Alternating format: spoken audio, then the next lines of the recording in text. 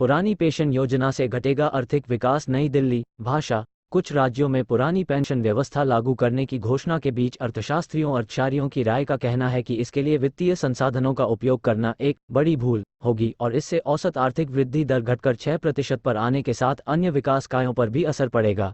अर्थशास्त्रियों का ये भी कहना है कि पुरानी पेंशन व्यवस्था ओपीएस लागू होने से सरकारी क्षेत्र में काम करने वाले नौकरी पेशा लोगों को ही लाभ होगा, जो आबादी का एक सीमित हिस्सा ही है। वहीं निजी क्षेत्र में बड़ी संख्या में काम करने वाले कामगारों समेत तमाम लोगों को सामाजिक सुरक्षा का लाभ मिलना चाहिए। उन्होंने ओपीएस से नई नौकरियों के सृजन पर भी प्रतिकूल असर पड़ने की आशंका जताई है। ने कहा, चुनावों में मतदाताओं को लुभाने के लिए ओपीएस लागू करना आर्थिक नजरिए से नुकसानदायक है, क्योंकि इसमें वित्तीय जोखिम है। इस घोषणा का समय भी विशेष रूप से महामारी के बाद के राजकोषीय जोखिम और भू राजनीतिक अनिश्चितताओं को देखते हुए अनुचित है। राजकोषीय बाधाओं को देखते हुए ओपीएस के क्रियान्वयन की गुंजाइश नहीं है। आबादी के सीमित हिस्से को मिलेगा इसका लाभ, विकास कार्य प्रभावित होंगे। जाने माने अर्थशास्त्री और वर्तमान में बेंगलुरु स्थित डा.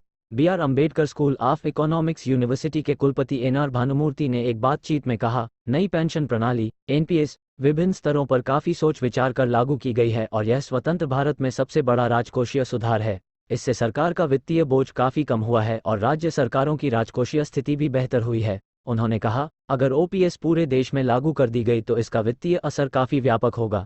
सार्वजनिक कर्ज का स्तर प्रबंधन योग्य स्तर से ऊपर पहुंच जाएगा।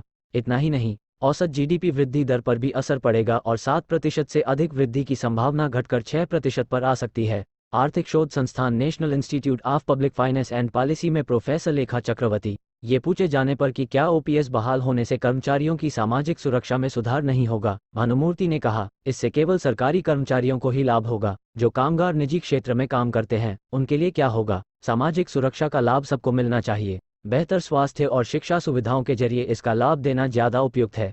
International institute of public finance IPF की संचालन प्रबंधन मंडल की सदस्य भी भूमिका निभा रही लेखा चक्रवर्ती ने कहा, ओपीएस से केवल सरकारी कर्मचारी ही लाभान्वित होंगे, जो आबादी का सीमित हिस्सा है।